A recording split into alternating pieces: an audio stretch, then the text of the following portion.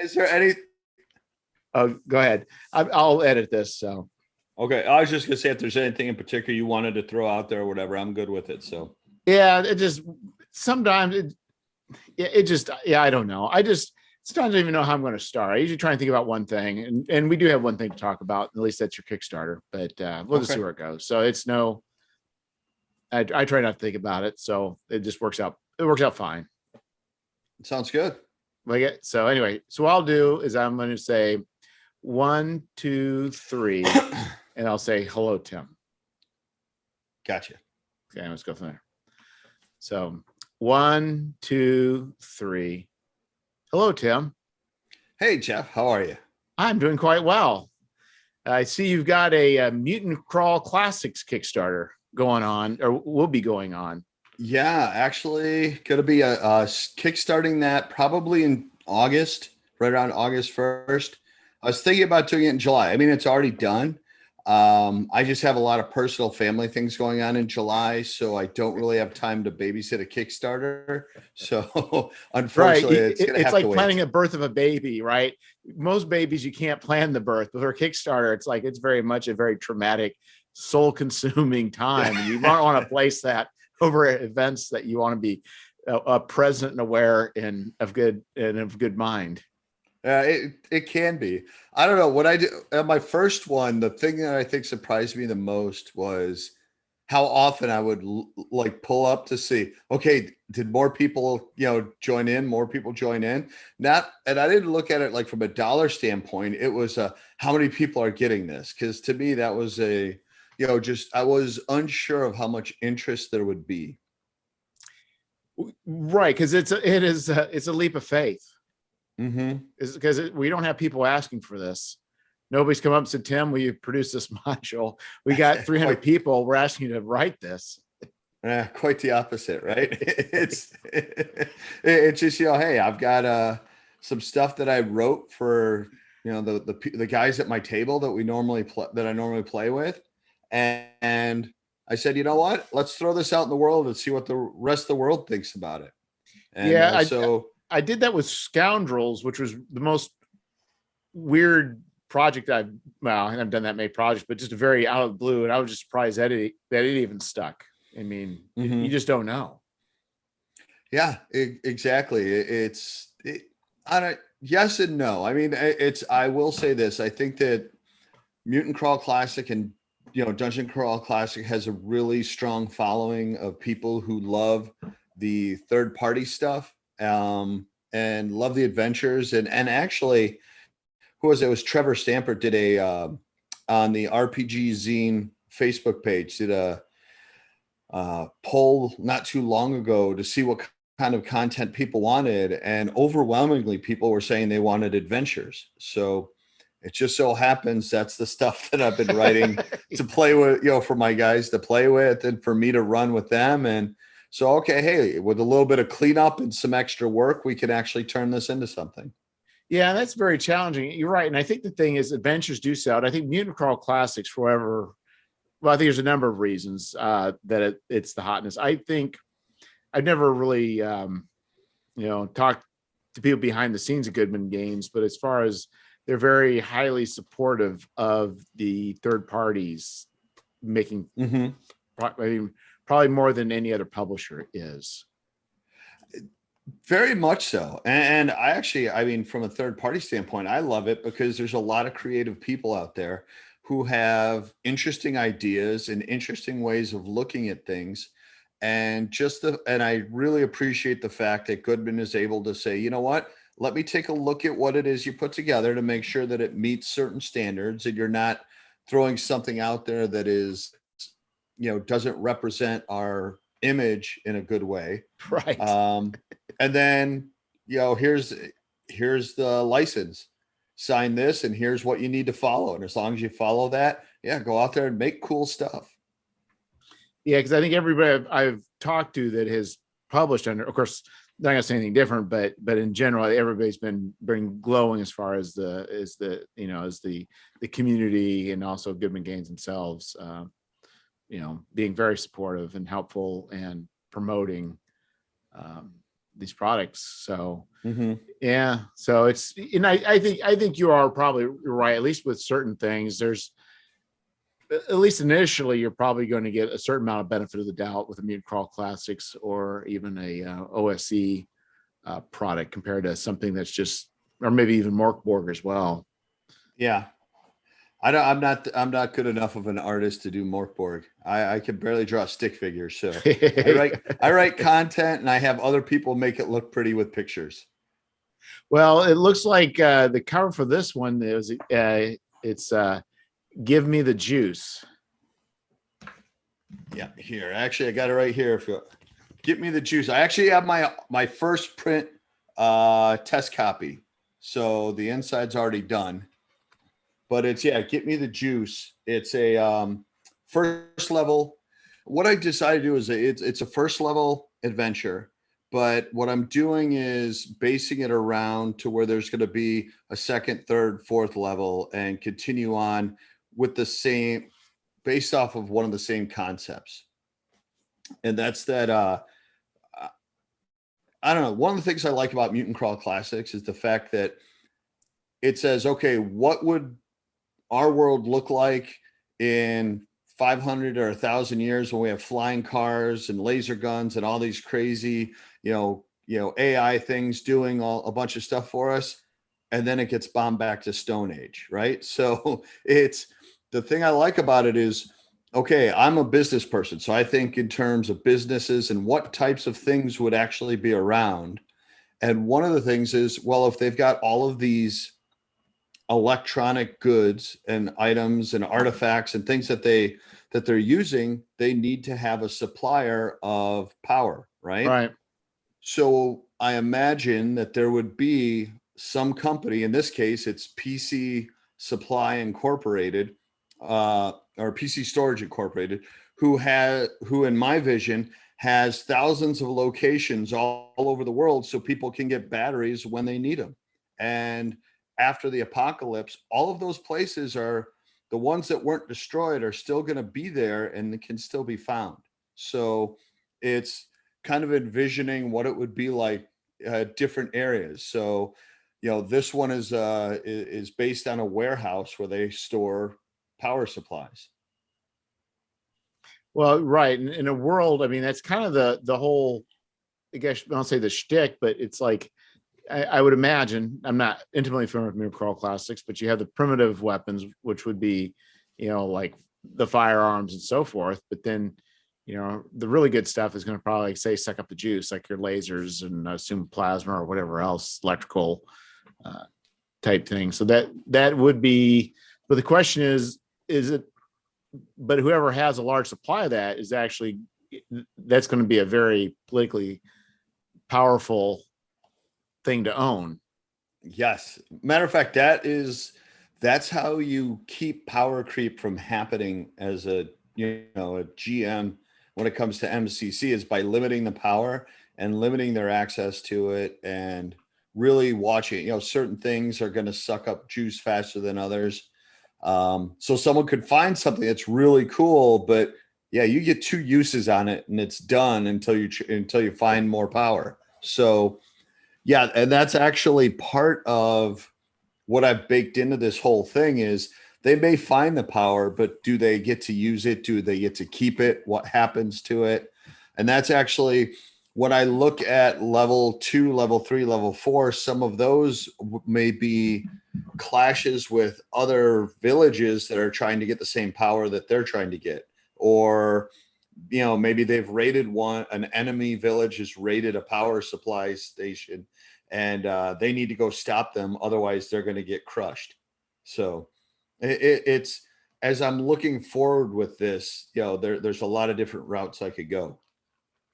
Well, it also looks like whoever did your cover is almost has a Richard Corbin vibe to it.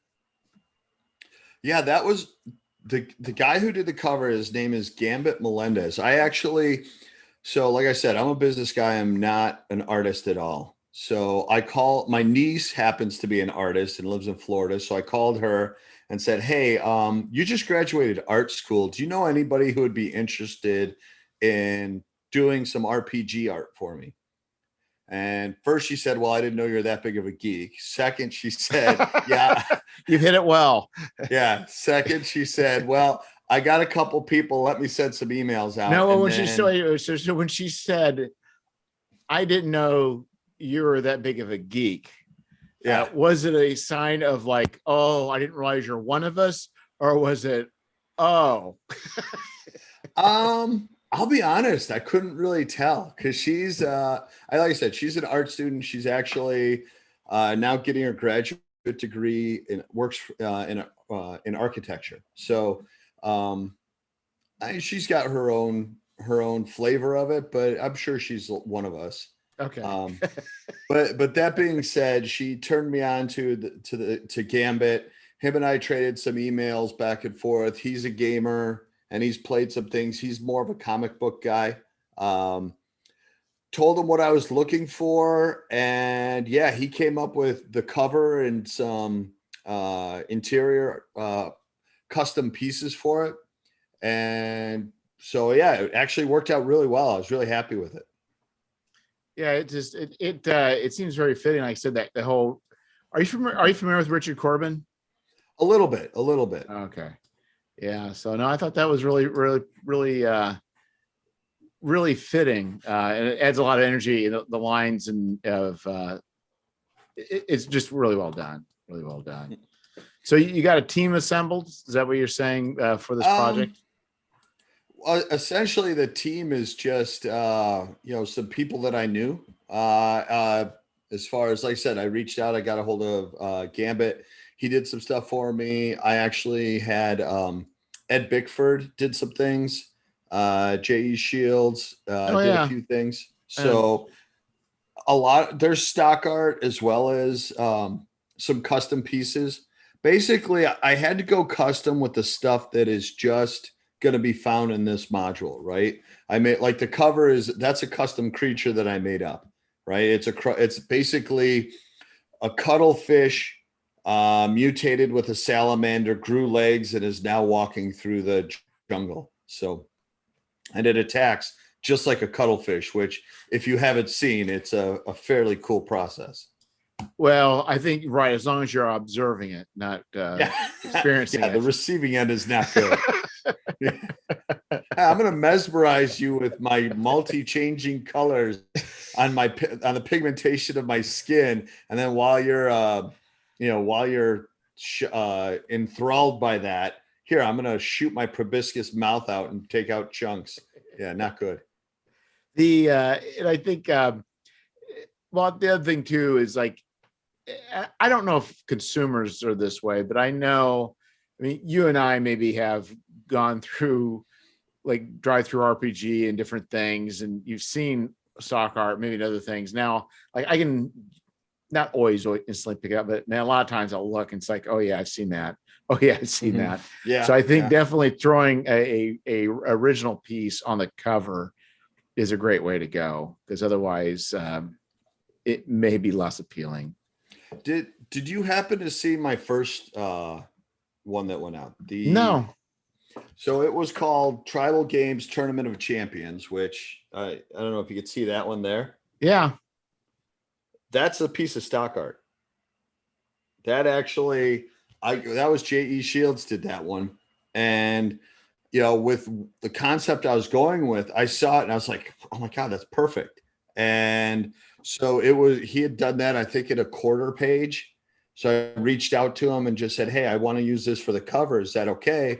I'll pay extra to blow it up and make it the right size and give you the right pixel count and everything. And he just turned around, whipped it out, and sent it back to me. He goes, here you go. So that actually worked out pretty well. Yeah, it's definitely, he's definitely, one of us as far as a hobbyist in the industry. So yeah, his output's actually pretty amazing. I've not used. True. Well, I mean, for my own personal, actually, there's a project I'm working on that he did the cover for, but it's not but it's complicated. But anyway, but yes, really good stuff and really great guy. Solid all the way around. Yep. And it depends. I mean, yeah, some of the stock art that you see out there is, fairly thin pencil sketch that, it reminds me of the old TSR stuff from, Well, I don't mean ADD so much days. that, but there's some sci-fi pieces that I see get Uh-huh. used a lot, like a lot. And Yes. even on covers, I look and like, yep, I know exactly which site you went to for that particular piece.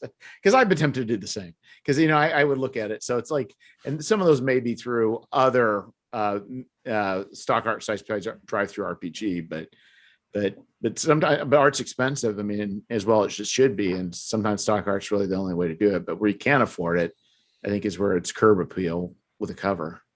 Yeah. Yeah. And covers, I mean, just from what I hear, a lot of people say, covers really make a big difference. So you want your cover to look good. And and the other thing, it's a pride issue. When I hold that up and say, hey, look what I made, you want it to look cool, right? You want Right. it to be, it's because regardless of anything else I say, what it is a reflection of me. I'm the one who put it together. And that's what's sometimes hard because you're starting relatively. I started a while back, but it was just doing small projects and throwing kind of out there before I went Okay. to Kickstarter. But yeah, so sometimes it's like I go back and I start looking, and everything time I would do something, it was the best that I could do. But then when I would look back, sometimes it'd be like, oh, yeah, that was the best I could do. Oof. yeah, it's like, well, I should probably polish this up. It's like, well, but if I polish that up, I don't have time to do this other stuff, and then I get myself in this like, oh well, just don't look behind, just keep going forward. Well, that's just it, though. We could always go back and clean something up or make something different or change something. Eventually, you just have to get to the point where it's like, okay, I'm done. This is as good as I want to get it, and we could fiddle with stuff forever, right? It's matter of fact, I was still just looking at it and rewriting some things, and I'm like, wait, I'm done with that part. Yeah, I think I can't remember what the quote is, but it's like artists never finish, they only grow tired of a piece or something like that. It's just, Yeah. there's a certain point where you have to let it go. Yeah, I there's a point where I kind of get tired of it. I just want to fling it away. But anyway, it's just but go ahead. Jeff, I'm curious, how did you get started in the industry, and how did you get started doing this? So I started, this is going to sound really, really, really strange. But it all, so I tried writing things not for publication. I started writing things for my own use, and it was very disjointed. It just wasn't very complete. It wasn't great. It's completely for my own consumption. And then I think on MeWe, I saw people doing zines. And it's something about folding a piece of paper in half just changed my life. I don't know how to explain it. It makes no sense. In fact, even at work, I a lot of times will go grab printer paper, even at home, take several sheets, fold it in half, make like a zine out of it, but not staple it, and use that format. And once I saw that, it everything clicked. And then I started with the Caves of Chaos for my own use. I redo the caves, and then I reformatted it and printed it out and hand stitched it, and then I just kept kind of going from there. So just plain old 8.5 by 11, fold it in half, and let her rip from there. My life changed. It sounds weird, but there is something. I think what it did was it made a way of producing information in a manageable way. There's something manageable about that format. And I've done bigger since then, but there's still something very, very, very fundamental, manageable, conceptually, visually, whatever, for that size, for me. So that's your bite-sized piece right there. What the old saying, how do you eat an elephant? One bite at a time. That's your your one bite. And that's what I did. And every time I did something, I would keep doing projects, and I started selling them on drive-through. and I'm not necessarily recommending going looking for these either, but because some of them just need to be repolished. But I would put out another thing, and then I would try and teach myself something for that next thing. And I kept doing that through projects. Gotcha. And so every time I do a new one, I say, what new thing am I going to do?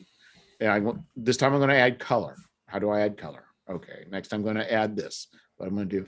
And everything I did was an incremental step. And everything I'm still doing, I think, are incremental steps to whatever that is at the end. I don't know.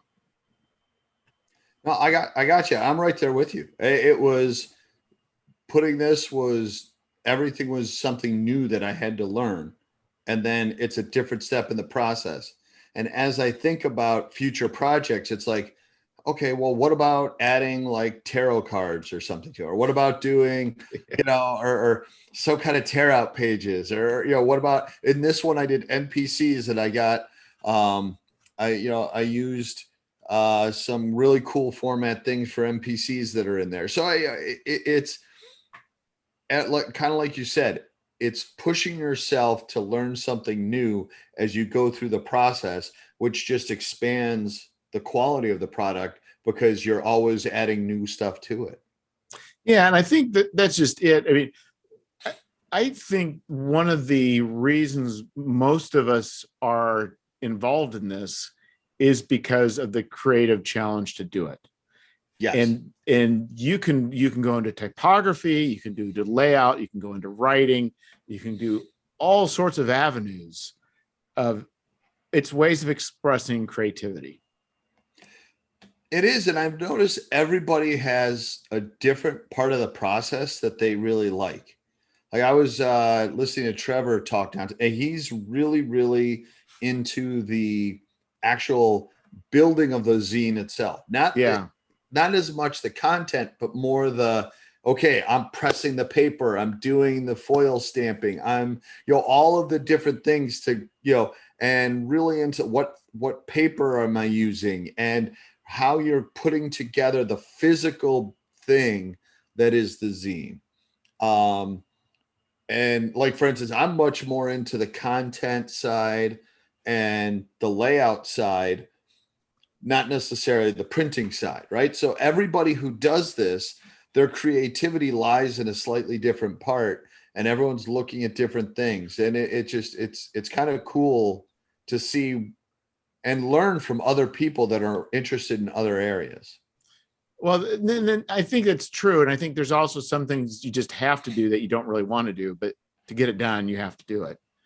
Yeah. And like even Kickstarter, welcome to life. Yeah, exactly. Right? But no, I was even thinking about, because I'm doing an RPG, basic Journey to the Madlands. I'm changing the format, but I'm going forward with that post-apocalyptic zine. Okay. But as I'm doing it, I realize like as I keep doing projects, I start really realizing where my strengths are and my weaknesses are. And so I just see you've got a level 1 adventure. And I realized I think it would kill me. It would kill me to write a adventure that size.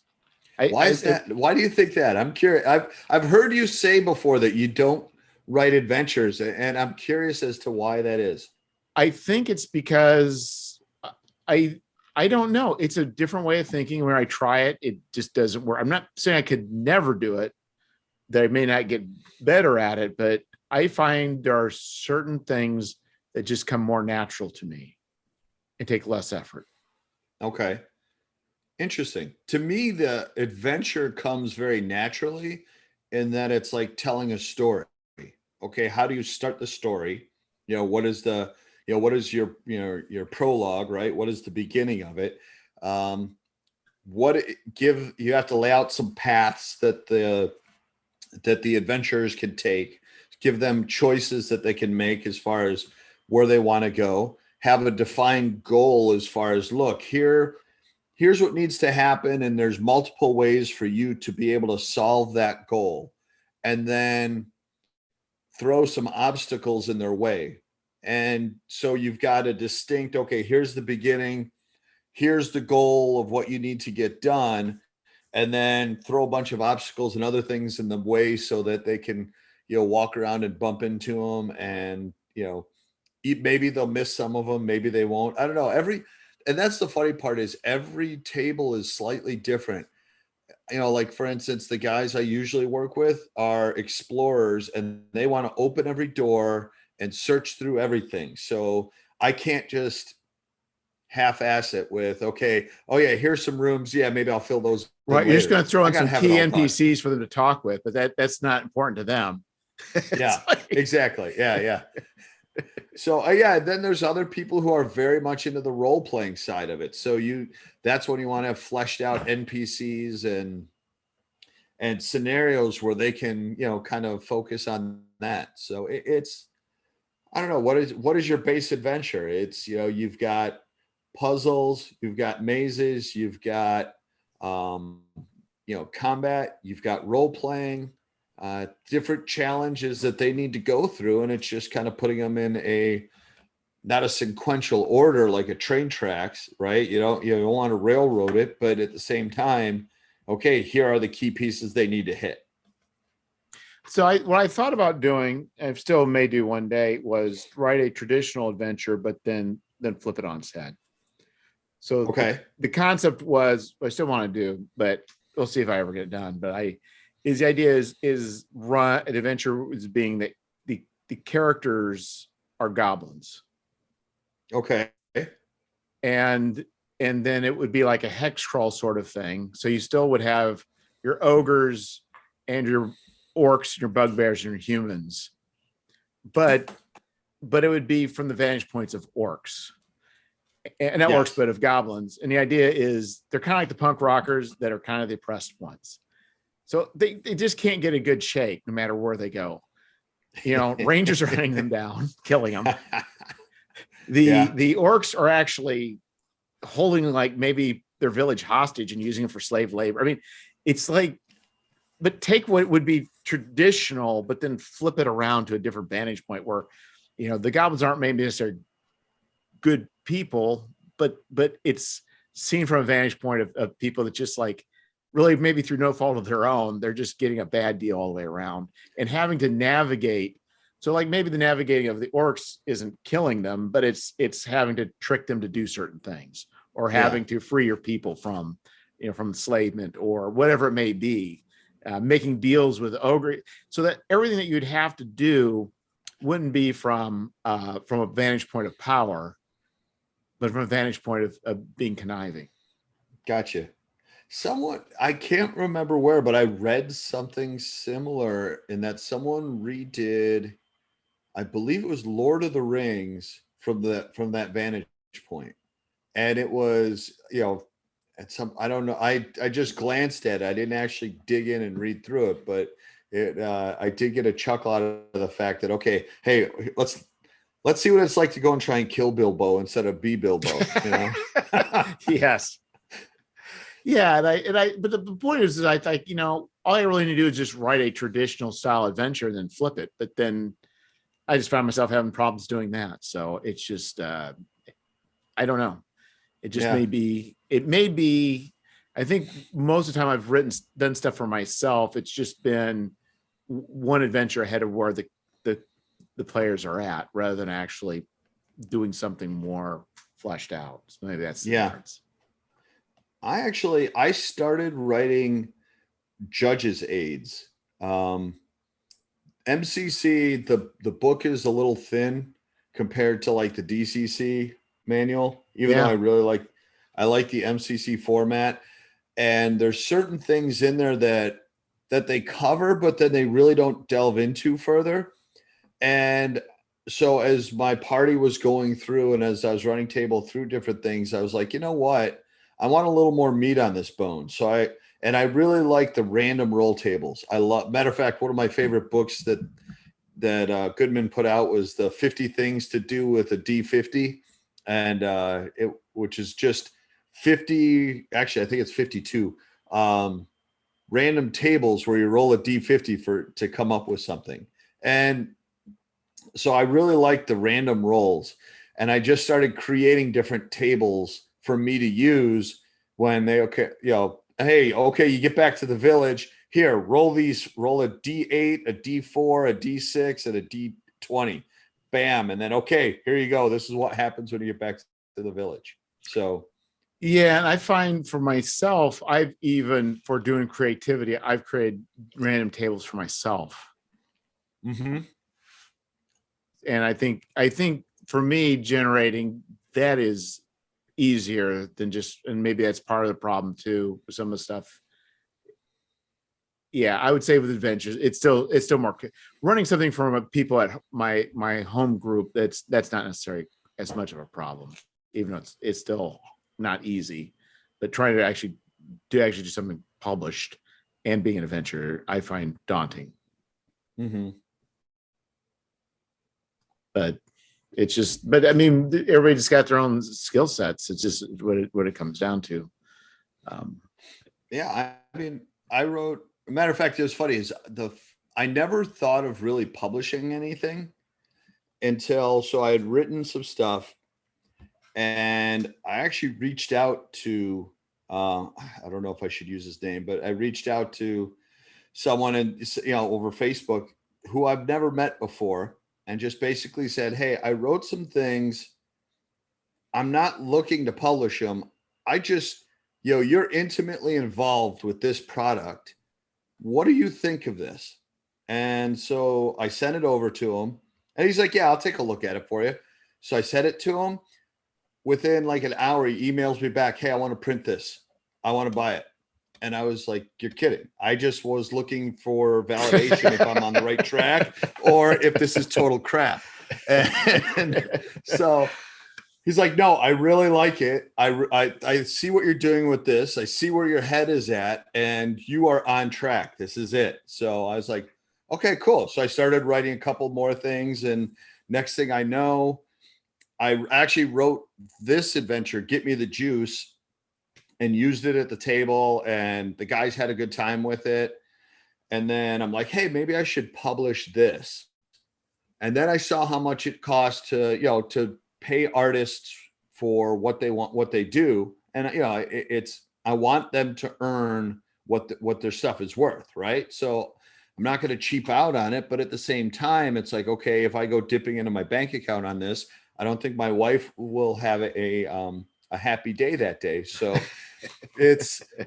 I said, okay, well, you know what? I had literally written another thing, which was the Tournament of Champions, which was more of like call it Mutant Crawl Olympics. It's just a series. It envisions that all the local tribes get together once a year for an annual event, and they do contests against each other. So it's essentially like Mutant Crawl Olympics. I'm like, you know what? I've already got this one that's done and fleshed out, and I think this would be really easy to do with just stock art. So I did a stock art module with that, and all the proceeds I used to pay for the custom artwork on this one that I'm putting out now. Yeah, I mean, that's definitely one way to do it, because I think one thing you could run in if you're using Kickstarter to fund art for a project that you're working on. I mean, if you're doing project A and you're kickstarting project A and you're using Kickstarter funds to fund for art for project A, you run the risk of blowing your timeline, because if they're late on that art, don't show up. Because artists have lives too, and things get messy. Yes, and that's why, and that's one of the things I learned by I call it. I went to YouTube U, which is I watched a bunch of videos. I listened to your show, and thank you for that. I really appreciate it. Trevor and Ed on the Scrivenery, and Levi and Skeeter and Jim Wampler and all these guys over at the Independent Publishers Union, which is not a real union, by the way, right? As they say. But watch the videos that they did of the their seminars that they did at cons, and just paid attention to it. And that was where I picked up the thing. Hey, watch the timelines. Writers and artists can get flaky as far as timelines and getting things done on time. And just by listening to that, I used their experience to come up with let's call it my module 0, which was the one that was 100% stock art and a cool concept and a lot of fun to play. And then I'm going to do this one where I think my out of pocket on it, not including shipping and everything like that, was less than $100. Once you throw, okay, printing and shipping, which I did all through Drive Through RPG with print on demand. Okay, you throw that on there, that ate up maybe 30% of everything I made. All the rest of it was just profit I could use to roll into artwork for the next one. And I want, the way I mentally work is I don't need to add stress to my life. My life is stressful enough. My career is stressful, right? Next week, I'm driving my daughter to New York because we're moving her to New York. So I've got, just everything in life is throwing enough stress at me. I don't need the stress of trying to get something done because I owe it to a bunch of people who have already paid me, right? Yes, yes. So my goal is to walk into any Kickstarter and have, at a minimum, the digital project 100% done on day one before I even start the Kickstarter. With this one, I'm going to have not only the digital product, but also the print on demand product ready to go day one. So as soon as Kickstarter cuts loose the funds after 2 weeks and says, hey, here's everybody who actually paid, and here, so this is who gets it, that day I can send out the digital and the print copies. Yeah, that's pretty sweet. I've not gotten quite that ambitious by trying at least be at proof copy point before I run the Kickstarter. Mm-hmm. That's just me. I don't want. Well, but the thing is, you're right. The closer you get to completion of your product, by the time you hit Kickstarter, is less stress afterwards. And it's more stressful having to owe something than it is to get something ready for something. I agree. 100%. Exactly. Because I think what can also happen, like for instance, because my stuff, I will not, I would be more likely if it's ready for print, fairly close. I'm more open about that, but waiting on writing, the writing's got to be done. The art's got to be done.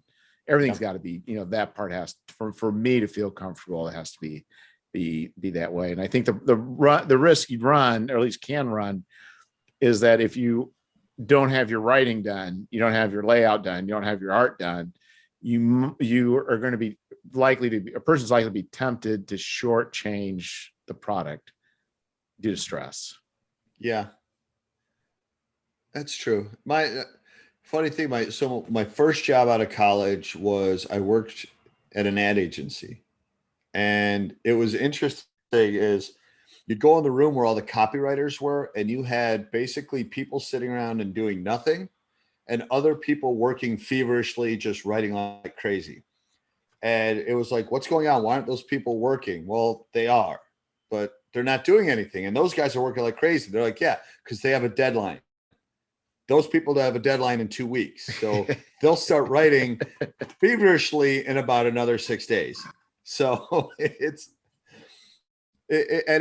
so I don't know, seeing how things go mentally, like I said, I'll write it. And the other thing is I tend to take my time when I write, because some things I knock out really, really quick, but a lot of times I'll write something and then I'll just set it aside. And like a month later, I'll come back to it and start making changes and expand on it and make adjustments. So it's the writing process for me is very sporadic. So once again, that's part of the reason why I say for you, I want it done. For you, is a sporadicness actually have to do with content and changing around the content, or is it quality? Like you're saying, oh, this could be written better.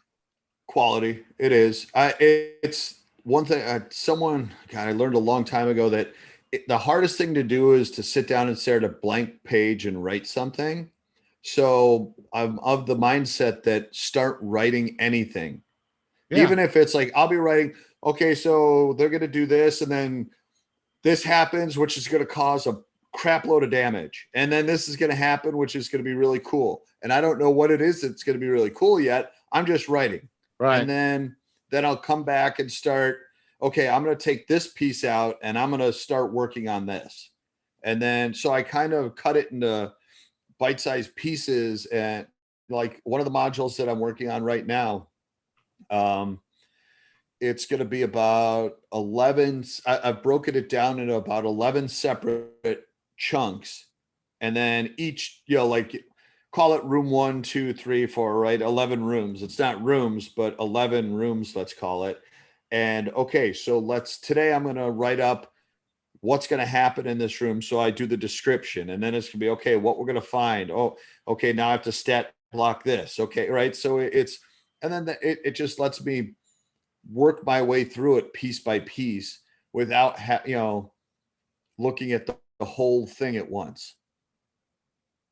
Yeah. And I think, and I think I'm kind of the same way. It's kind of the whole, the, what they call that, where they would, the aguaries, where they would like, cut a chicken open, dump its entrails out and search around to see what the signs are. There's a certain amount of like poking around the tea leaves, and finding patterns. And I think you're right. I tend to work it can be somewhat chaotic manner, but then as you work, it's kind of almost like a fractal. It's like there's chaos, but as you start zooming out and it keeps going on long enough, there is a pattern. You start seeing the patterns and you start shoring things up and filling things in. And then the path becomes very clear. Yeah. I guess for me, that's kind of how I think. Like the adventure is the forest. So now I got to break it down and start working on the individual trees, and then make sure that, oh, wait, this tree doesn't belong in the forest. Yank it out, start over. Yeah. And I think the thing is too, it's like, I think some people, have, some people, when they write, they probably already kind of create an outline first, but I think the stuff I'm doing, it's definitely I just start writing, and I don't have a writer's block. I just start writing whatever comes to mind and just put nonsense in there. And then occasionally I'll reference that nonsense and make it define that nonsense. And maybe that generates more nonsense. And then pretty soon I get enough nonsense together, it actually makes sense. There you go. That's how it works. You just start throwing stuff down. And holy cow, wait a second. That's really cool. I can't tell you how many times I've gone back and looked at something and think, okay, that was neat. I can't believe I thought of that. And then other times I go back and, what the hell was I thinking? Yeah, this whole thing is gone. Okay, redo this. Yeah, and I think I even mentioned before, I mean, there are modes. I mean, when you're in the writing mode, the creativity mode, you can't be in the edit mode. You have to be allowing it to come out, whatever that is. Yeah. And then later on, it's like, okay, now I can critically look at this and excise what needs to be taken out and buffer up what needs to be buffered and polish what needs to be polished. But you really shouldn't be doing that while you're making stuff up. For me, it's I'm constantly doing both, in that I'll write stuff down, but then it's a constant cleanup process. And it's so do you clean up what you just wrote immediately, or are you just cleaning up something else that you wrote earlier? Something that's where I am. Yeah. I'm just saying you can't be going through the edit while you're trying to write it. You have to like get it out and then go back. And it's like, because you don't want to be hampering your thinking, but then once you're in another mode, then you go, like, even if it's an hour later, you can kind of go back and visit it, but you don't want to hamper that creativity while it's flowing. Yeah. And that's like, I'll do conceptual writing where like I said, the forest and the trees. The forest is, okay, wow, what would be cool about this? Oh, wait a second. And what if these guys come in from over here? And then, or wait a second, okay, bring this in over here, So that's all the conceptual stuff that just kind of really free flows in. And that's why I talk about it. Okay, yeah, I'll come back later and be like, yeah, no, those guys can't come in. That doesn't fit. I guess, and that's another thing too, is I'm very, very particular about making sure that if something is there, it's there for a reason. And it's there. It's not just, oh, hey, you open a door and hey, look, oh, here's a bugbear. Okay, well, how did the bugbear survive in that room? I Right. mean, there's no way for it to get food. There's no way to forget, it's not like when I was a kid, back in, sixth grade, and I'm at home drawing little dungeons and okay, yeah, this monster goes in there because it's in the monster manual. Right. And I didn't think about any of that stuff, but now it's like, okay, if they're there, how did they get there? Why are they there? What are they doing while they're there? That I guess that's the, as you mature through it, you got to start thinking through those things. Yeah. What's interesting, because, and I think I went to maybe kind of an extreme. I don't say extreme, but yeah, things need to be fully defined. But then recently I ran some people through the Incandescent Grottos, which is an old school essentials Okay. adventure. And it's like, why are there so many groups of people so closely packed together in these caves? But then there's people running through it. Nobody questioned it. Nobody cared. I think if I were writing adventure, I'd be like, no, we can't have this. We need to add, where I realize, it's kind of interesting. I don't know where that balance is. If I agree with you, you want things to make sense. And kind of sometimes it's always not easy to determine where you're just going overboard sometimes. And when, like I would tend to do. Well, if there's a bunch of people there cramped into, closed spaces, how are they interacting with each other? Yeah. Oh, the intent is that they are interacting with each other to a certain degree. Okay. But it's like there's a lizard man or the troglodyte group, and there's a kobold group, and then there's another group. And okay. But I'd be thinking about like, okay, where's their water coming from? Food. Where are they getting their food? And well, if it's going to be subterranean, how are things growing? Or do they have to go up above? And what are they using for a latrine? I mean, it's like, that's what I'm saying is I think I could go take it to the extreme or the point where nobody cares about that, Jeff. It's like you do that during movies too, don't you? Hey, that wouldn't be like that in real life. Oh yeah. I don't necessarily always fault a movie depending on the genre, but yeah, I don't turn my head. My brain does not turn off during watching a movie. Yeah, at all. Same here. I'm the same exact way. Wait a second, that doesn't work. That wouldn't happen. I'm forgiving. I'm forgiving with whatever foolishness they want to put on the screen, as long as it's consistent with what it is that they're trying to do. Yes. So yeah, if it's a mind candy movie, yeah, I'm definitely more forgiving. Yeah, it's like with Star Wars, I'm not going to really worry about, does a lightsaber really work? But there's other points where it's like Princess Leia flying in space. Yeah, sorry, that's where you lost me. Yeah, what's that? She got sucked out of the window into the vacuum of space and then floated back in and survived. Yes. I'll take the plasma sword, but yes. That one just right. That was where I drew my limit. Yeah, exactly. and so many movies are like that. Like even like Buckaroo Banzai. I love that movie. But it's whatever they do is internally consistent. They don't try and go outside of that and pretend to be something else. So anyway, I think that's kind of with games. It's the same sort of thing, where we all, and even with adventure, like Being Crawl Classics is a prime example, right? This is not the Morrow Project. Mm-hmm. I don't know if you ever played the Morrow Project. I have not. No, it's square faced. This is an apocalyptic game of realism. You track how much radiation your guys have been subjected to, and you start hitting certain amounts, you'll start, internal bleeding, lesions, vomiting blood. I mean, you get shot by something, you may go into shock, you may bleed out. I mean, it's a very, realistic, it sounds like. Oh yeah. And yeah,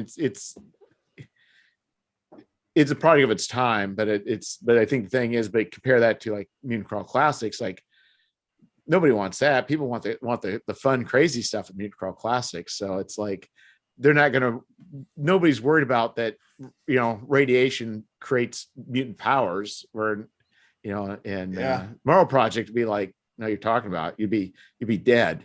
You walk into that room, that radiation, you'll be dead. We're here. It's like, no, I guess I now have a third arm and my eyes just falling out. So, well, which is the fun of the Mutant Crawl Classic. I mean, it's the creatures have grown up with radiation. So they have either a mutated or actually the pure strain humans are mutants themselves. Their mutation is that they are immune to radiation. Ah, that's kind of clever. Yeah, so they are mutants as well. It's just their mutation is slightly different. But it's funny is with Mutant Crawl Classic, I talked to a lot of people who, when they try and figure out what it is, they're like, okay, well, look at DCC, and you've got magicians, or your wizards at DCC. Okay, that's a shaman in Mutant Crawl Classics, and your warrior fighter is a sentinel, and right, and they try and do this crossover, and I always disagree with the crossover that a lot of people come up with, because when you look at DCC, the all the spellcasters, they're using either mercurial magic, or they've got you've got the table of how your spell goes off, right? That's how mutants operate. Your mutation is almost as if you were casting a spell. The shaman, to me, seems more like a tech wizard who can use really cool artifacts and has a good time an easier time understanding the technology, and therefore, based on, instead of spells, it's wetware, it's software programs. So based on whoever it is they use as a patron, they get different skills. Some of them are thief skills, some of them may be more druid like, some will be more warrior like, and it allows the shaman to be just basically, a techno wizard that gets to use cool artifacts and is flavored in a certain fashion. Like, hey, here's my, you could have a fighter, a shaman that's, follows Mangala, which is one of the warrior classes. And, they got a plasma sword and a suit of armor, and they're, they're a frontline fighter, but they're the shaman. So it is slightly different. Yeah, it is, and it seems like they took kind of what was, I think, the theme of Gamma World, and then just kind of amped it up to a new level.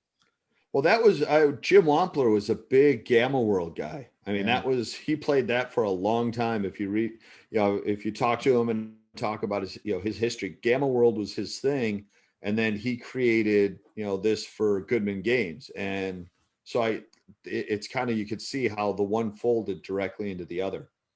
Oh yeah, it is definite that Gamma World has,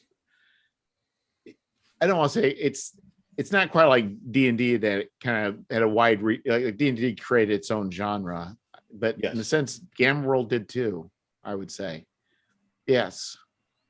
Because there's been a little bit like it in literature, but I think in general, as far as gameplay, there's kind of not been any sort of thing parallel with it. Just people that have kind of taken it and put their own slant on it. Yeah, and it's a very different post-apocalyptic world. I think about 90% of the post-apocalyptic stuff that you see, and it's like a gloomy, just nasty, very film noir type scenario. Whereas with Mutant Crawl Classics and Gamma World, it's lively jungles. It's almost like a mutated Amazon, if you will. Yeah, almost like in a kind of alien world. Yes. And I think it's like aliens exploring an alien world. To me, it's the Gamma World before, it almost felt like in some ways it was actually kind of a game of a post-apocalyptic superheroes. Mm-hmm. But a lot of, instead of having a lot of cool powers, a lot of times they were just. Have you ever played Gamma World? Yes, I've played a couple times. Okay, yeah, because you could just wind up with characters that are just unusable. Yeah. Well, MCC, you could roll up a 0-level character that is a stillborn, dead on birth. You roll a like a -2 on your stamina modifier, and then you roll a 2 or less on your hit points, and you're dead. Well, that's like Shades of Traveler there. Yeah. What Traveler is one that I'm not familiar with. That it looks interesting though. It's something I'm gonna have to check out. It's so it's a 2d6 system, and Okay. the Cephas engine is like kind of they're taking the SRD from Mongoose and they made a free system. But it's 2d6. Your stats and attributes they take damage, and the original Traveler a lot it would. The idea was you'd enter some sort of service, and for a certain amount of terms, you try and get skills during that time. And one of the things that could happen Okay. is if you could die, so you could keep going in terms of service into Navy, Marines, merchants, but there was a pressure luck mechanic too. Is you just die? Yeah. It's every time. That's I think I that's one thing I think to me is very important to have as part of your overall gaming experience is that your characters can die. If I'm not now, Grant, I'm not going to bash 5e. I actually play it with my brother-in-law and his kids and whatnot. But the one thing I don't like about the whole 5e type world is essentially you're creating superheroes, right? You're creating these unkillable people with backstories and that have all these you know just these basically trying to create a hero arc for their character. I grew up with AD&D where you just kill people left and right. So for me, that was always half the fun. So I like the kind of games where you've got that. Oh, okay, you took them up to here and they died. Okay, time to go get a new character. Let's start over. Yeah, I think the thing too is with the bounded accuracy and with the higher hit points, fifth edition is meant to have a rapid exchange of combat with people hitting and points going down. I mean, it really kind of creates that where a lot of the other editions, I think it's somebody was posting, it's harder to hit. And I think, but it's also more dangerous. So, so it's like with old school essentials, especially your hit points are really low or can be really very easy to walk around with one hit point. Yeah. And what they say is, in these games where your hit points are low and the damage is high, potentially high, that combat is a fail state. Like if you're into combat and you have not gained an advantage beforehand, you failed somehow. Yeah. Which and that I guess that's the other thing too is as you grow up in gaming, everybody starts out as a murder hobo, right? Every kid, Yeah. my daughter when she was 9 got her into a game and all she wanted to do was kill everything she came upon. So it was but that's just the way it starts. But eventually you start getting more into the puzzles and the exploration and the other things. What are the little hidden things that are in there? Yeah, I've also talked to my son, my youngest son, and I was kind of talk about differences of play and what people come. But I know, like, especially for younger people, it's like, let's say I create a world or a game, we'll run through a scenario, and let's just say it's something like Greyhawk. Yes.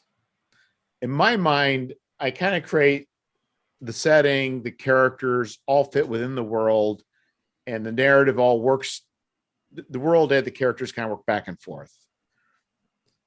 Where for a lot of times younger people is like, well, I want to be a dragonborn. So less interested in the meta narrative of the universe, but more interested in the narrative of their personal character doing cool stuff.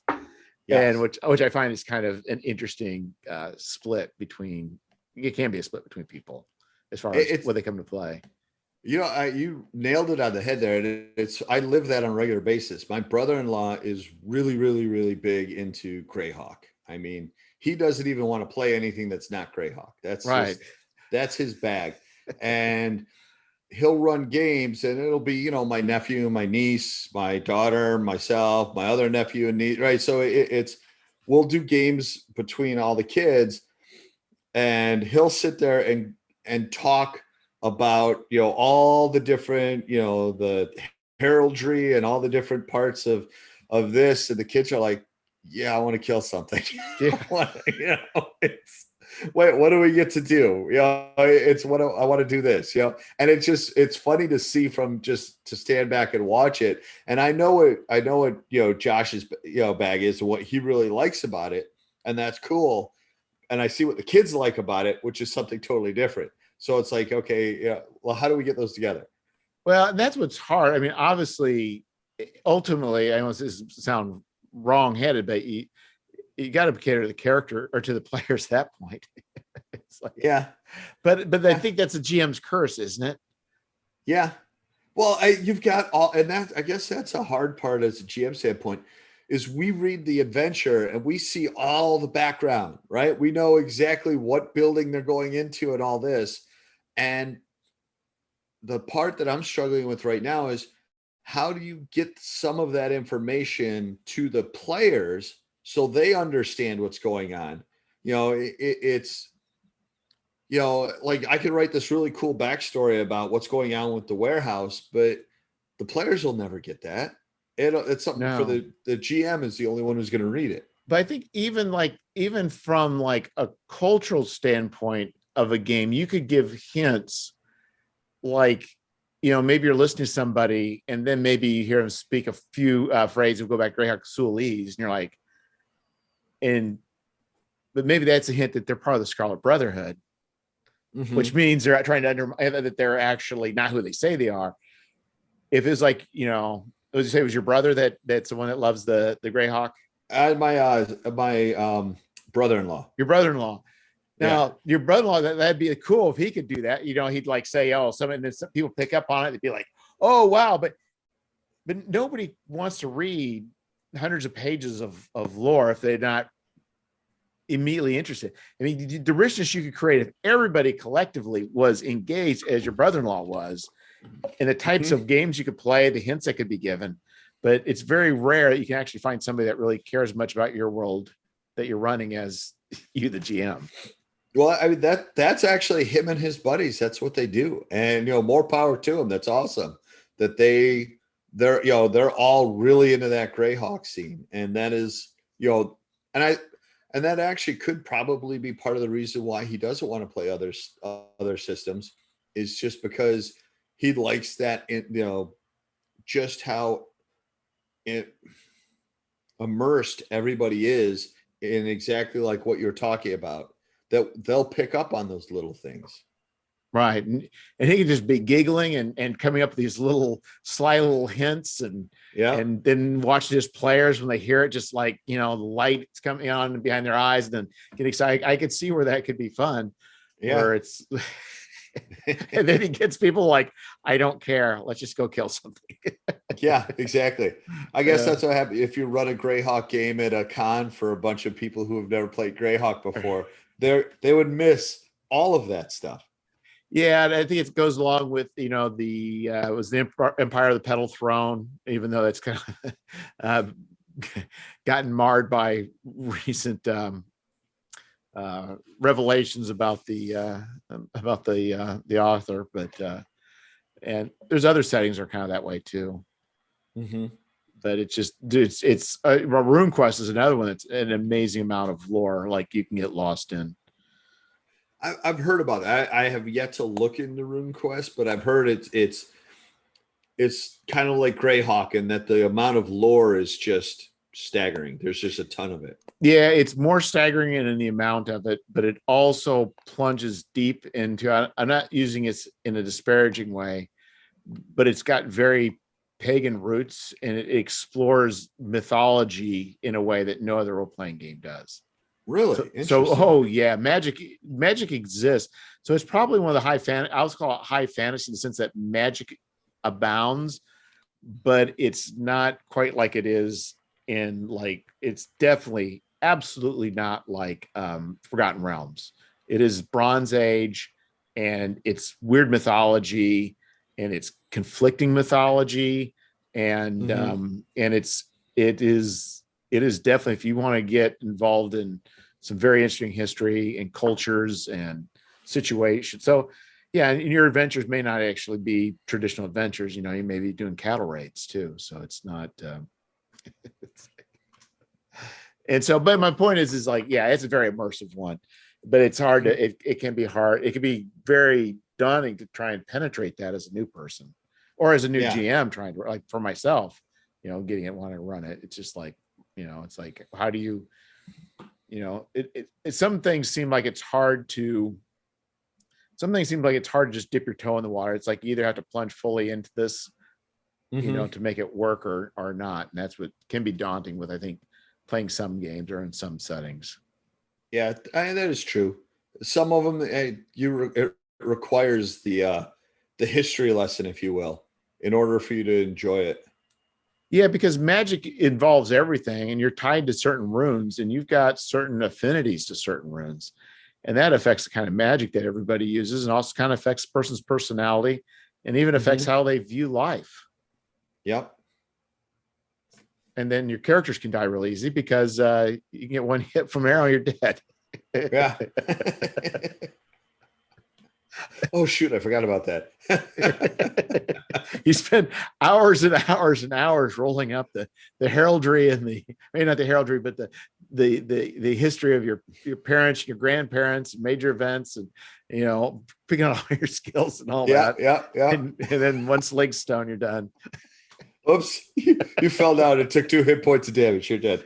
Yeah, so that's another one where you don't really want to engage in combat if you don't have to, and if you do have to, you want to make sure you got. It's like my kids. I was running old school essentials for these people. It's like after they got their butts handed to them, and I try to explain to them that hiring mercenaries is really part of the expectation for this game. Then it's like, okay.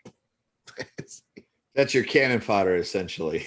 Yeah. So you will not survive. Yeah. So if you're a level 1 magic user with 1 hit point, as long as you can hire some hirelings, you may actually be okay.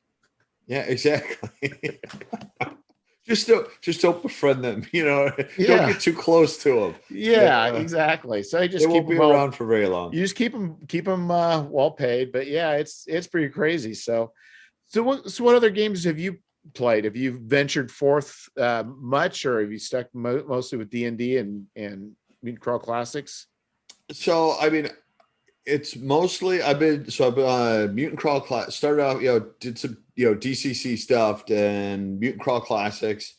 Went into that, played some Gaslands, that's a hoot of a time. Oh, that is, if I recall correctly, it's like a Mad Max miniature. I'll say miniatures, but you can use your own Matchbox cars. Is that put out by Osprey?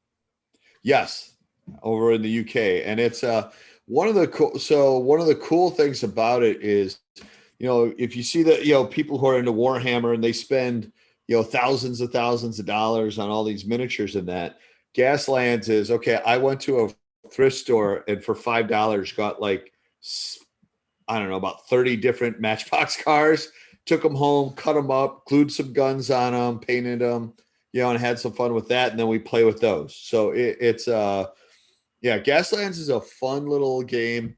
And it's easy to do in anywhere from a 2 to 4 hour session. So, you can play one game, or like we did what's called a televised series, where it's it's essentially a campaign, and you have teams and sponsors, and that one actually is a whole lot of fun. It sounds like it. So yeah, kit bashing is a thing for that. It's probably adds as much fun to it as even playing the game, is just like you say, going through and Mad Maxing up your Matchbox cars. Oh yeah, and it was during COVID, so I was sitting down.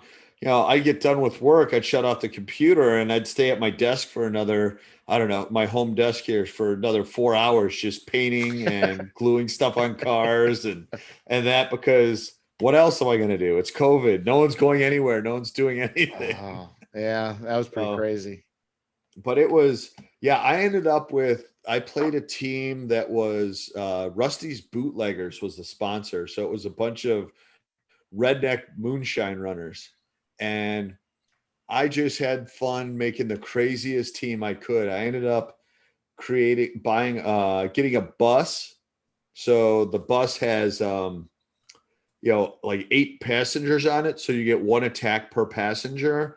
And then I hung a trailer off the back of it that was carrying peach moonshine which meant I had unlimited Molotov cocktails. So I just pull up next to another car and it would be 8 Molotov cocktails launched at them.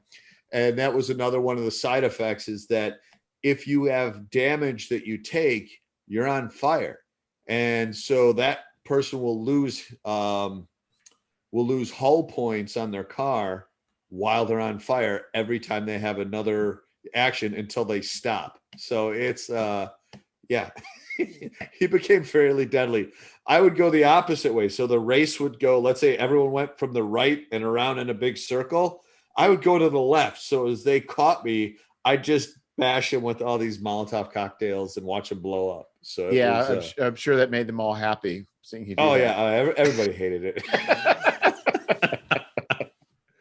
Yeah, but it was, you know what, it was just, it was fun because there's like a mad scientist who's a sponsor.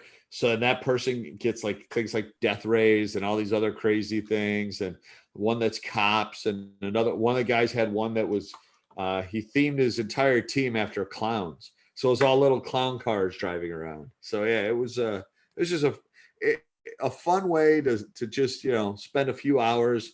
And then we actually, it's funny, is now we'll run some DCC stuff, and then maybe we'll run some MCC, and then say, you know what, we need a palate cleanser here. Let's play Gaslands for a little bit, and then we'll jump back into the other campaigns that we're running.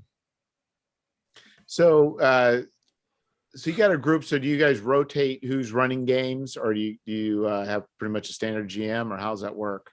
So it started off. So Jeff Bernstein was actually the guy who I'm live right down the block from Games Plus, which I'm absolutely spoiled to have one of the best, you know, friendly local game stores around, about 3 miles from my house. So Jeff Bernstein had done a regular Monday night DCC group, and I got hooked into them. And then Jeff moved to Arizona, and now he's running games out there. And so we have a bunch of guys, and we'll kind of switch it up. Gary will run DCC stuff. Matt will run, you know, he hasn't been around for a while, but he'd run some DCC stuff. I've done some Lankmar.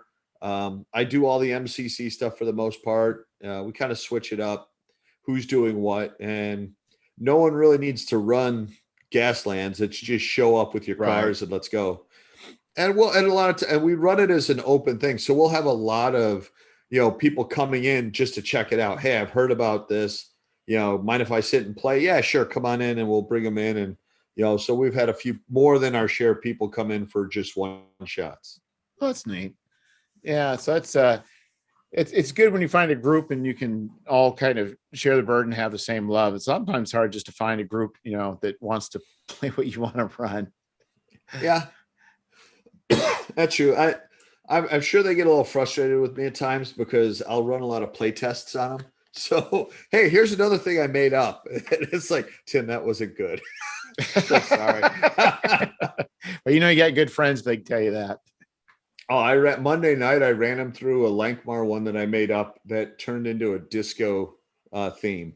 And yeah, they were calling it Disco Inferno by the end of the night because it was a total party kill after they took a well-rolled fireball to the face. So it was the whole group just said, 2 of them died in a dance-off.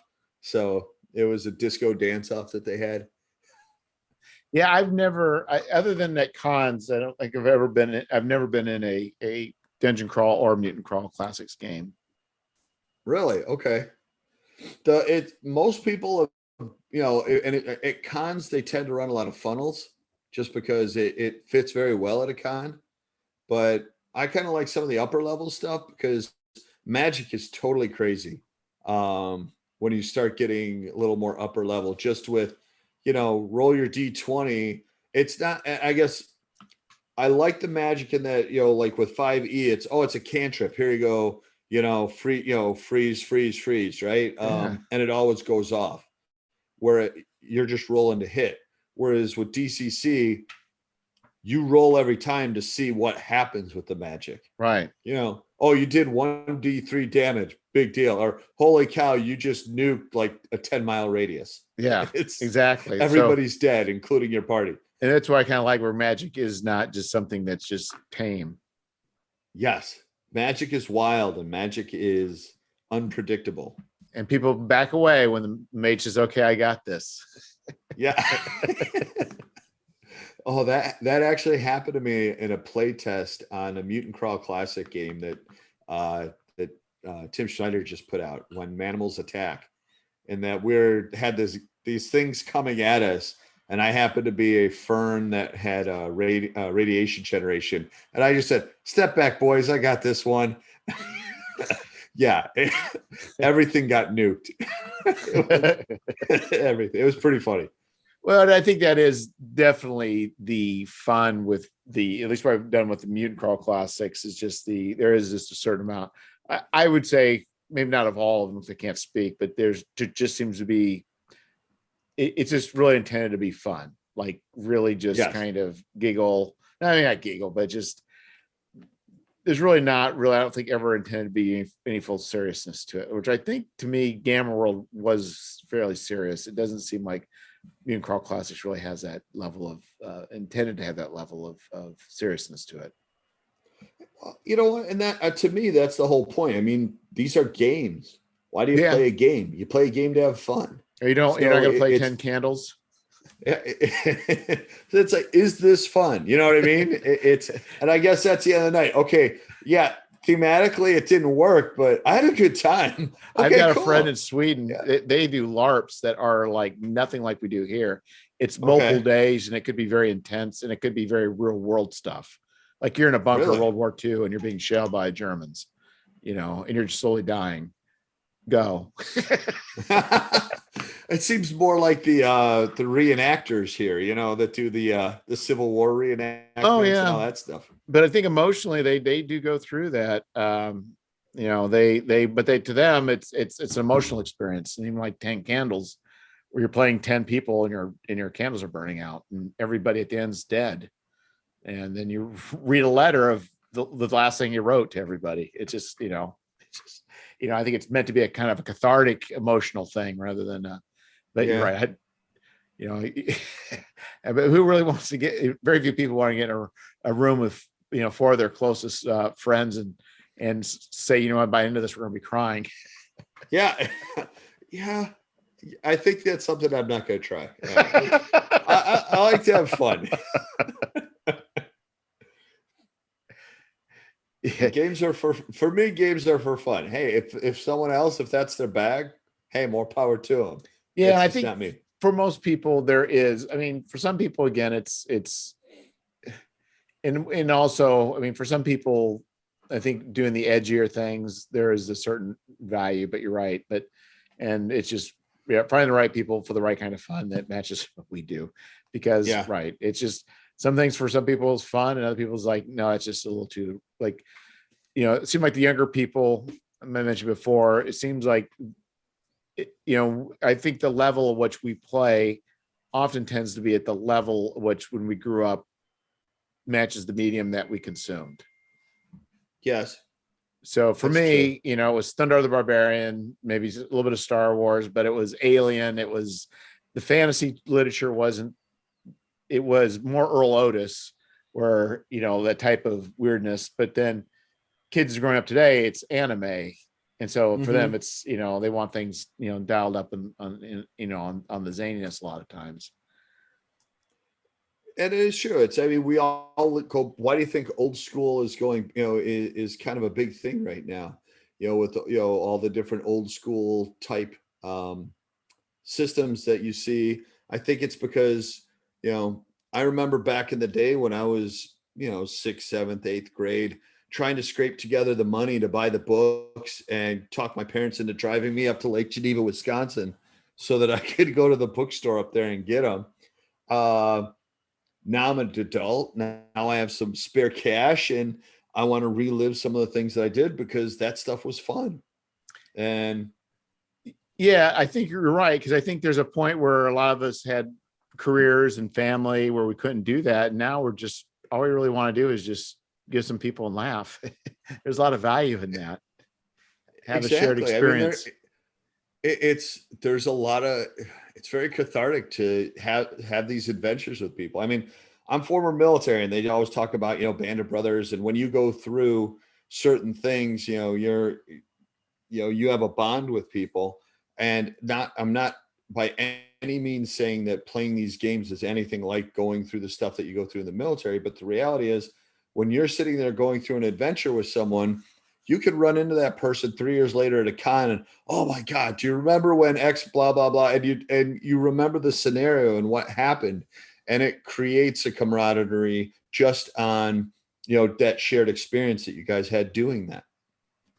Yeah, I think because I've also been doing some reading, um, this odds and ends, but I kind of wonder too. It's like, there was mythology was created, from the early days of people, and I kind of think, what's our mythology today? We've talked about, people talk about folk heroes, but really a lot of times it is the in the movies and the TV. But I'm thinking really role-playing games, I think in a way create a mythology that's a very meaningful myth. I guess people create myths because it was meaningful. In a sense, we're kind of creating myths at the table.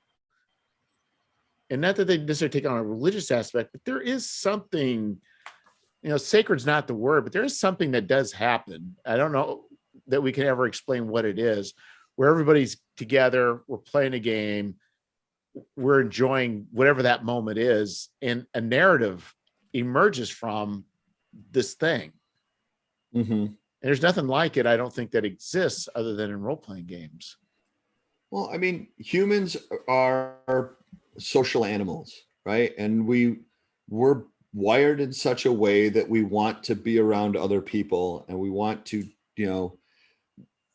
and we want to experience things with other people. I think about it, it's if you're by yourself and something cool happens, you're thinking, oh, I can't wait to tell someone about it, or oh, I wish so and so was here with me for this, right? It's we're social beings and we want to be around other people, and and that actually increases our enjoyment for that. So when we're sitting around a table playing a game, or if you're zooming and playing a game, to me, I much prefer sitting around a table.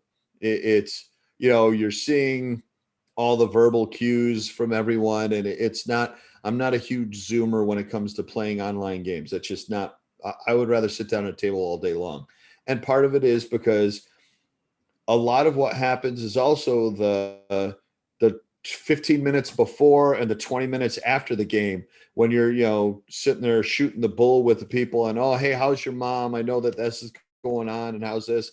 And it's about building relationships with people. It's not, you know, that's part of what this whole thing is. And I think that's part of the reason why cons are so popular, is because, well, number one, you're getting together with a group of like-minded people, and that we all have this hobby that's fun, but we've all shared the same types of experiences. So we're all willing to jump in at a table and, you know what? I know what this is. I'm going to jump in and let's have some fun right now for a few hours, because, and you're creating a whole new thing. I think the other thing too is what I think, if we're all thrown together randomly into a room, it's very awkward, right? Nobody knows each other, and you're just trying to talk to people. You're maybe kind of shy, whatever. And it's a very awkward moment. And maybe over time you'll develop some sort of rapport with a person. But when you're at a convention with playing a game, the social structure's already lined up. You know exactly what you're supposed to do. You know your roles, and everybody knows what to do. And you can actually socially interact immediately with people, even though you're playing a game, without that other stuff that needs to go on. What would happen if you're all at a party sitting in a corner trying to come up with some sort of meaningful, it's immediate. And I think that's what's great about it is you can take a range of people, like you may not normally have any sort of normal context to be dealing with them. It could be somebody 20 years younger than you, or 20 people 20 years older than you. So it can be someone from a different country, but you can, in a very short amount of time, be socially engaging with different people in a meaningful way. Yeah, it cuts through all the garbage. It cuts through all the awkwardness. It just goes straight to, you know, something that's more meaningful. Yeah, and I think too is I think a lot of times, being able to enjoy fun with people, it's just not always easy to do. And it's not something you can easily, I don't know there's any other way you can kind of schedule that. Like you can with a game. Yeah. Well, but don't forget everybody, when you go in for a game and you go into a random store and say, hey, is there a drop-in that I could go into? You've got that. But I would say sports is another way that people do the same thing. Because I know plenty of people who do, drop-in basketball games or hockey games or other things where you're right. And even socially, if you're a sports person with other sports people, it's pretty quick. Yeah. How about them Bears? Okay. But you know what though? But I guess here would be not that I'm arguing, but here would be my argument on that is a lot of that stuff tends to be very surface.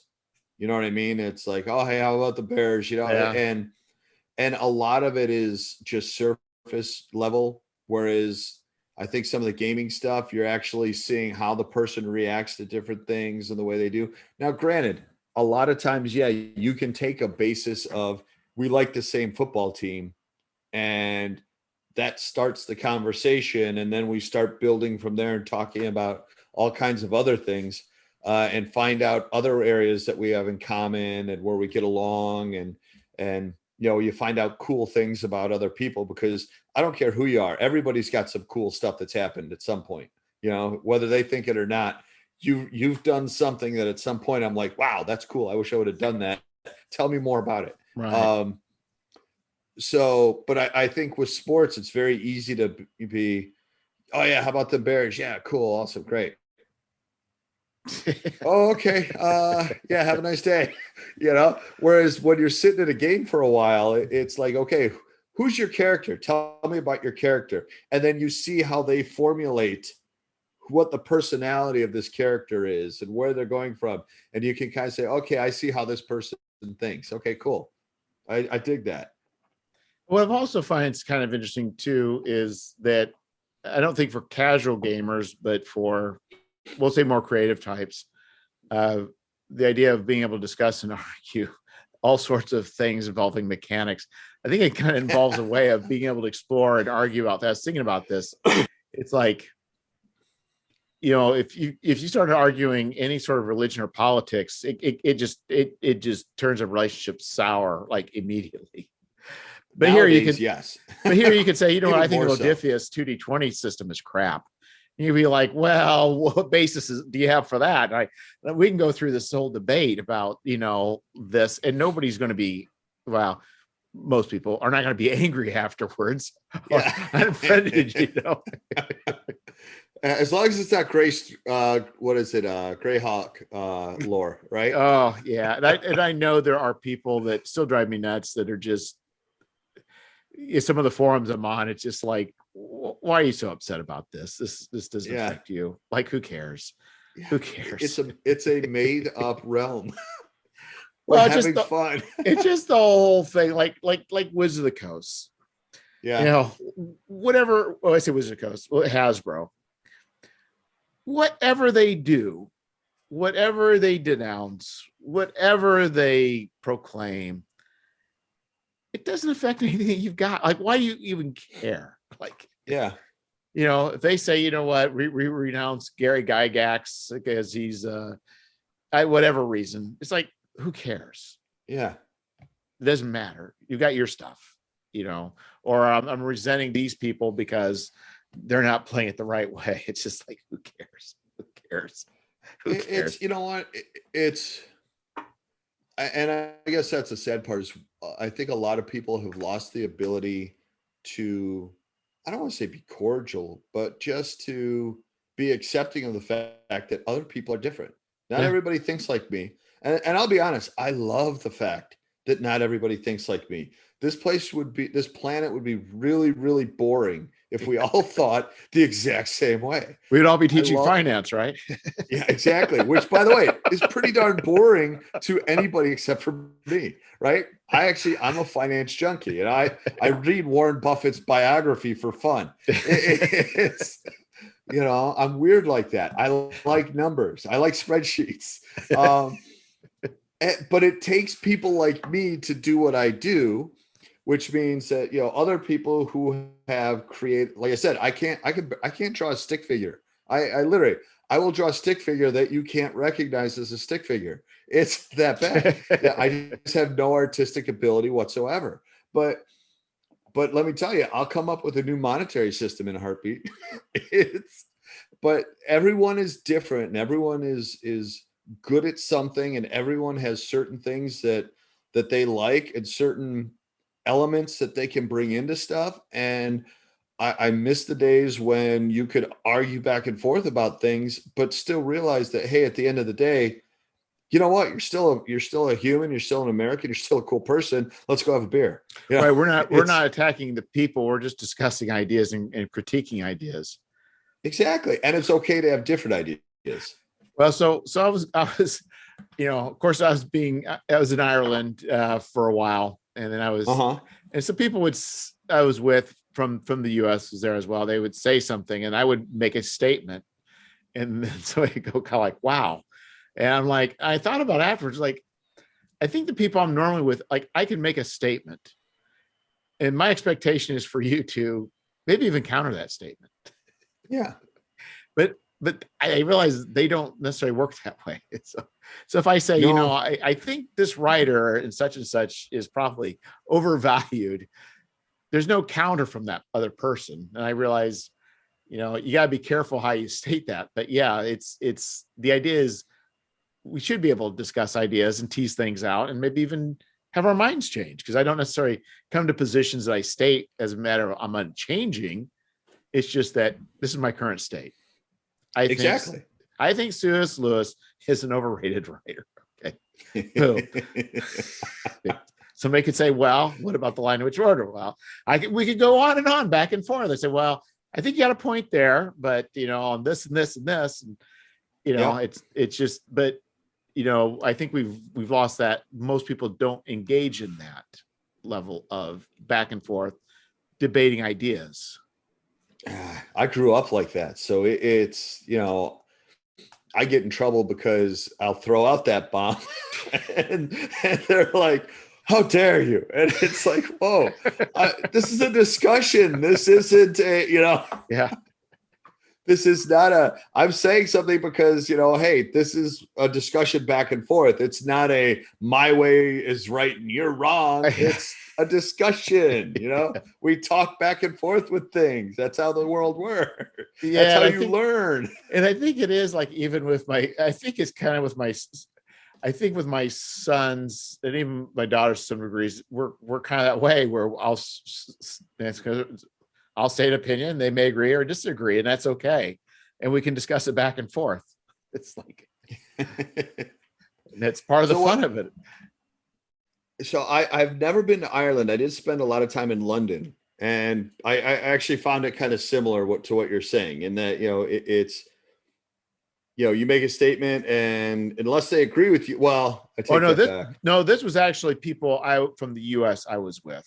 So we were kind of doing dinner. Yeah. But I just realized, I was going to say there are people that I talk with certain things about, and they were just, no response. But the funny part was, if I ever really wanted to spark a thing, all I do is talk about a football team and just watch the fight erupt. I did not get to I dealt with a number of people, but I didn't really get to spend a lot of time with any particular person from Northern Ireland. Okay.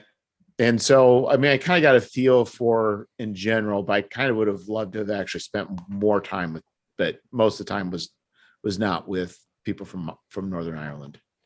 Okay. But it's definitely, it's definitely things are different, and it is a different situation, even though we do share similarities. But you're right, there are differences even culturally how they view things. A common language does not mean we're the same people. It's very different. Well, because you're right. The one thing that always cracked me up about England in general was, so as an American trying to do business when I was there, I'd call someone at 4:30 and they just wouldn't answer the phone. And then it was, it's too close to 5, because at 5:01 they're on their way out the door on the way to the pub to have a pint before they went home. And Yeah. it was every night. That was no business got done from 4 o'clock on, because it was, I'm not starting something that I'm not going to be able to finish before 5, because I'm out the door at 5:01. Yeah, it is definitely it definitely can't be that way. I've not yet. Fortunately, my situation was pretty more laid back. So the work I was doing there was pretty laid back. But yeah, we dealt with moving, basically set up an emergency setup of a facility in Northern Ireland, the same facility I was at, but this was like 6 years ago or so. And one of the one of the managers there was just like, I was trying to get a hold of him because we're trying to get material so they can actually start production. And I'm calling, he's at home. He's just kind of like, yeah, I don't work on Fridays. It's just like, what are you doing? We're in an emergency situation. That's about right. You're in management. But I think the people there now are not that way. But anyway, so how long were you in England? So I was on and off for over the course of 2 years, where I'd go over there, work. The company I worked for at the time, we had an office that we built over there. So I'd go over for a few weeks and take over for the guy who was running it.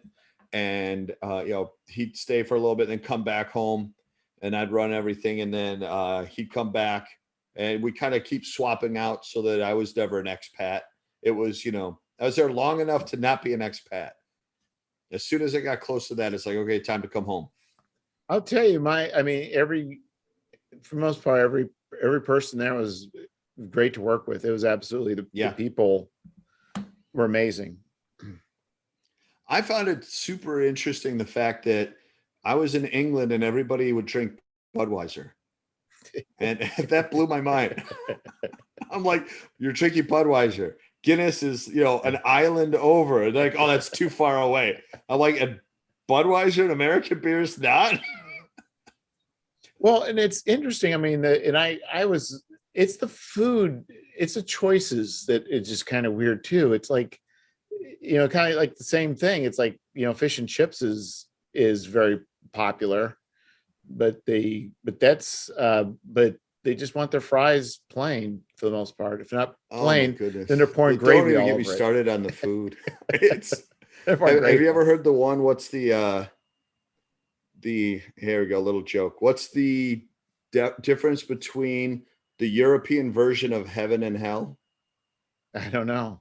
European heaven is a place where the Italians cook everything, the English police everything, and the Germans make everything. European hell is a place where the Germans police everything, the English cook everything, and the Italians bake everything. That is kind of funny, because Italy, the southern portion, is actually they're hard to get. They have like problems getting people to work there. Pretty much all the factories in the north, because you're on the Mediterranean. Why would you go to work? Exactly. That was, what is it? I had so I was in a meeting with an economist, and we were talking about investing in Europe, and he said, look, if you want to invest in Europe, there's one rule you need to stick to, and that's, if it's a place people want to go on vacation, do not invest there. All the manufacturing, all the good stuff is where people don't go on vacation. From an investment standpoint. Yeah, well, that does make sense. I guess the type of investments. I think Belfast is actually kind of becoming both. Okay. Only because, but I think the difference is, I'll tell you what the difference is I think what you're saying before is true in the sense that when you're dealing with a manufacturing base versus a tourism base, those are. But I think the type of industry, like movie industries and some of the, so Belfast is becoming they have the tourism, but they also have the Titanic Studios, which did the Game of Thrones. And I think there's a lot of other odds and ends that are kind of high end stuff that's being attracted, but manufacturing isn't. Yeah. So the economies are changing, and that may kind of maybe flip that a little bit. Maybe not. I don't know. Well, and some of the bigger cities kind of, have different things going on, right? You've got specialties in True. different cities. So True. As a general rule, though, if you're going to, the coast in Italy, or, anywhere on the, like Barcelona, outside Right. of the city itself, yeah, it's mostly tourism based, and there's not a lot of manufacturing. There's not a lot of industry there that's outside of that tourism industry. Right. No, that's true. That is true. Yeah, it's and I think even, and that's kind of an interesting thing too, because the dynamics of even where the world's changing too, from how you would even pick. That's kind of even speculative now. I would think more so now than it was 10 years ago, as far as trends and where things are going. And I think technology tends to create a lot of upheaval. Mm-hmm. Well, I look at it. The reason we can do what we do now as zines, look, it's 100% because of technology. I wouldn't have figured out how to do what I do with this thing were it not for the technology, right? Right. Right. Small publishers couldn't get their stuff out were it not for technology and the programs that are available, and DTRPG and a lot of even just the simple fact of you got a hold of your niece. I need an artist. Mm-hmm. So old days, you would have called the guy. He would have sent some copies of some sketches in the mail to you. Right. Oh, so you're going pre-fax machine even. Well, but yeah, I mean, you talk about technology, just Yeah. the internet, you think about what that has changed, not just even just the printing, but even the way we communicate. And I got an artist, you got an artist in Florida, I got an artist in Taiwan. Mm-hmm. It's like, that book, The World is Flat. It's like, it is flat. You could have somebody doing layout for you in Switzerland. You can have somebody doing art for you in Brazil, and you could, have people writing for you in Australia. It doesn't really matter whether in Australia or they're next door. It's the same. Exactly. And everyone's doing it all at the same time. It's not like, if you think about it, there was an academic paper that was done about the process of building a car during, when Ford was doing his thing. And it went from how long it took to engineer it to smelting the iron in order to, to make it, because they controlled the entire process beginning to end. Right. Yeah. And that's why they would come out with one model car, and you could have it any color you wanted as long as that choice was black. Yes. To now, you've got a team on one side of the world working on just one system of the car, and while someone else is designing it, and someone else is doing the electrical system, and someone else is doing the airbags, right? And then they're all putting it together over a matter of weeks as opposed to a matter of years. It is pretty astounding. Yeah, we live in a Gilded Age as far as being able to do this kind of stuff. That is for sure. Well, and that's when they talk about, and from a business standpoint, that's when they talk about productivity gains. That's what they're talking about. Even everything as simple as, what was it like when you went to get a prescription from your doctor, right? You'd have to go to the doctor, see the doctor, get the thing signed. Then you go to Walgreens, hand them the slip. They wouldn't be able to read it, so they'd have to call the doctor to figure out what it was. Then they'd put the prescription together. And meanwhile, you're sitting there waiting for 2 hours for your script, right? And then, and then you go home. Now it's like you leave your doctor's office. They've already electronically sent it to Walgreens. You go through the drive-through and they hand it to you. And it was 30 seconds later? Or if you had to send it on your own, you did it on an app on your phone. So what used to take us hours now takes us, 2 minutes. It's magic. It really is. That's what I tell my kids. It's like, you don't know what it was like before. It's fine. I'm sure their reality is going to be even more magical as technology goes forward. But Yeah, it is. It's interesting. Well, I think we're hitting the time space continuum. Sounds great. It was a fun talk. I enjoyed it. Oh, I did too, Tim. It's getting dark in my room. Yeah. Well, yeah, it is getting a little late, but It is. It is. I should have turned the light on. I didn't know. But anyway, thanks No for worries. joining me, and I'll have to have you on again sometime.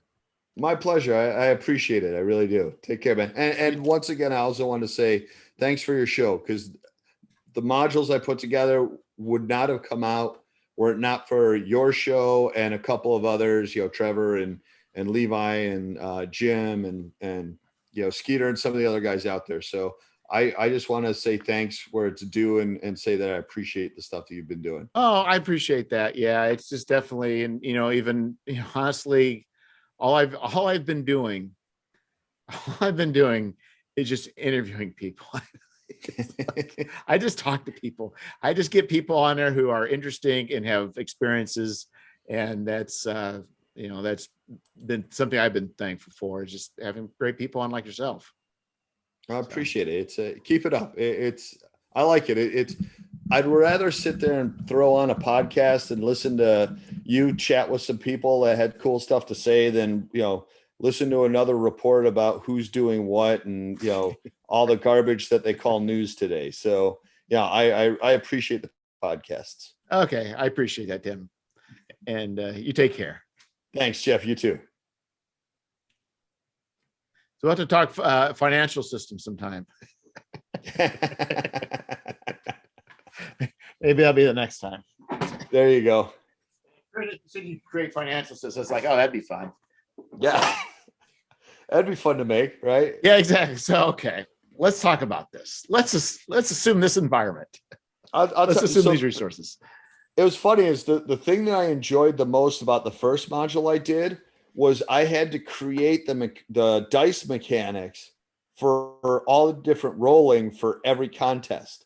So I'm like spreadsheeting stuff out and how you do it, and I practice rolling, and that, which similar to coming up with like a monetary system, it was the mechanics is the thing that really, the juice that got me going on that one. That was kind of cool. Well, again, there's even with role-playing games, there's games within games. So I guess, for the creative process, there's just so many different avenues to express that. It's just, it's near infinite. You can go as deep as you want. Yeah. Yeah.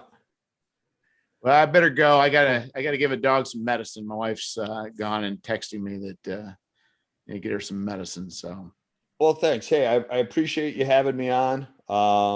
It's like I said, and I wasn't kidding. I do appreciate the podcast. It's fun to listen to.